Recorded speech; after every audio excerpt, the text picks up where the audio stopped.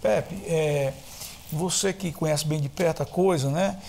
As estações ferroviárias, né, do interior, né, com a desmobilização do sistema ferroviário, o trem, tudo, as estações ficaram aí praticamente à disposição das prefeituras, né, no sentido... Não, elas não ficaram à disposição das prefeituras, elas ficaram abandonadas mesmo, chegaram a ponto de completa depredação de algumas delas. Mas o que acontece é que, como todo esse patrimônio ficou vinculado a uma ação que era movida pelos funcionários da antiga Refesa, que eram funcionários do ponto de vista...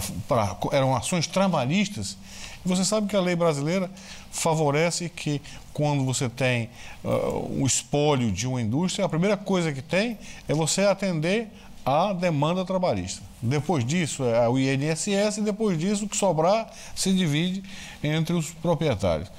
Então, por exemplo, tudo que foi essa coisa foi vendida a toque de caixa, e muitas vezes foram vendidas como Juazeiro, como Joatama, Quixadá, e muitas delas foram leiloadas. E você sabe que prefeitura nenhuma tem condições de entrar em leilão, né?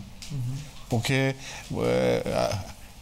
para vender tem que ser um leilão, mas a prefeitura, para comprar, tem que comprar através de licitação. Aí começa uma coisa que é incompatível os processos. E a maioria dessas estações caíram na mão de particulares. Mas existe legislação específica que faculta a aquisição, desde que seja um bem de interesse da comunidade. É possível se alguns comprar. Alguns prefeitos, como o do Crato, por exemplo, conseguiram restaurar, soube que restauraram a do Crato. Mas a maioria delas, por exemplo, agora Sucesso e Crateús, e algumas delas estão sendo recuperadas nesse processo aí, tá? Que os prefeitos se movem, conseguem, porque ninguém quer mais, né? Fora isso, tem uma coisa que é muito séria: essas estações estão à margem da ferrovia, e a ferrovia ainda funciona através de trem de carga, não mais de trem de passageiro. E isso faz, por exemplo, algumas delas, excepcionalmente, como a do Crato, que já não tem mais trem passando na frente porque é uma estação final, né? E aqui a gente tem uma primeira pergunta dirigida para o Pepe. O patrimônio edificado do Centro Histórico de Havana foi preservado graças à falta de um excedente de produção capitalista?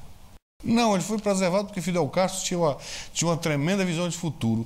E a primeira coisa, dentro das 12 leis que ele fez, assim que assumiu o poder em 1959, foi dizer que no centro urbano de Havana não se demolia nem se construía mais nada novo. Pronto. Só isso garantiu a preservação, pelo menos de uma maneira razoável, durante um período de 30 anos, que muita coisa caiu. Claro, eu posso lhe reportar que o centro histórico de Havana, o intramuros de Havana, porque Havana foi uma das únicas cidades da América fechada e cercada por uma muralha completa. O intramuros, ele tinha em torno, listado, na época que eu cheguei lá, em 1995, ele tinha listado quase 600 edificações do século XVI, 700 do século XVII, mais de 1.200 do século XIX e mais de 3.000 do século XVIII, e do século XX tinha uma quantidade, todas essas de valor patrimonial. Então, você tinha, dentro de uma área de 5,4 km², um patrimônio de valor estupendo. Isso, edificações, construções. A cidade de Havana, a colonização espanhola é diferente da colonização portuguesa. A colonização espanhola, elas seguiam as leis de posturas de Filipe II, na qual ele dizia que as cidades tinham que ser localizadas à margem de água corrente, tinham que ter bons ventos, e que ele tinha que ter uma praça principal. Essa praça principal era dominada de uma testada pela igreja, outra pela força, outra pela força pública. Isso é, a Havana tem 3 praças principais. Então já começa a ter, e ela é uma cidade muito importante, porque ela é o centro de coleta de toda a riqueza que vinha da América completa, ia para Havana, de Havana, e custodiada pela esquadra, a esquadra real, para a Espanha, protegida dos bucaneiros e dos piratas. Por isso que Havana criou. E o que tinha em Havana eram gente que estavam sempre negociando, que estavam sempre passando por ela. Então você tinha sempre um excedente de riqueza muito grande. Isso é, o que você tinha, casarões, só para que eu possa lhe contar, por exemplo, era comum no século XVII e XVIII você pintar as paredes com uma sanefa, que as sanefas eram decoradas com flores. E em algumas casas nós encontramos até 18 capas de pintura de sanefa diferente. E era uma coisa tão surrealista que num convento do século XVIII dos franciscanos nós chegamos a encontrar 8 capas de pintura diferentes, de florzinha, de monumentos pagães dentro da estrutura do convento. Então, se salva por quê? Porque um senhor chamado Eusébio Leal Spengler começa um processo de restauração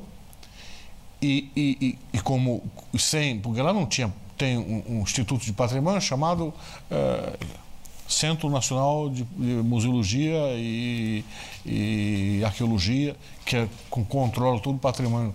Mas ele começa, dentro desse processo, restaurando 2 ou 3 coisas. Então, descobre, em uma visita de um governador que vinha da África, faz uma visita à Havana Velha e o comandante-chefe descobre que está se fazendo alguma coisa nisso. E ele apoia. Na hora que apoia, aí decolou o processo e chegou a um ponto de se criar um município especial só para fazer a restauração. Então, eu pergunto aqui, foi uma decisão pessoal do comandante ou foi a definição de uma política? Não, foi uma política gerada por uma pessoa. Essa pessoa já vinha criando dentro do... Porque a estrutura política ela é diferente, que é difícil de explicar. Tem uma coisa chamada poder popular, que é o poder popular municipal, o poder popular provincial, que são o governo do estado, o governo do município, que tem... E lá você não tem um estado. A Havana toda é um estado, né? Centro-Havana e Havana, que é um estado só. Então, dentro dela, tem 2 ou 3 municípios, e é complicado aquela história. Mas havia um apoio político. Até onde é possível intervir e modificar o patrimônio a fim de que as edificações possam servir para o desenvolvimento de novas atividades? Esse é um dos assuntos do próximo bloco.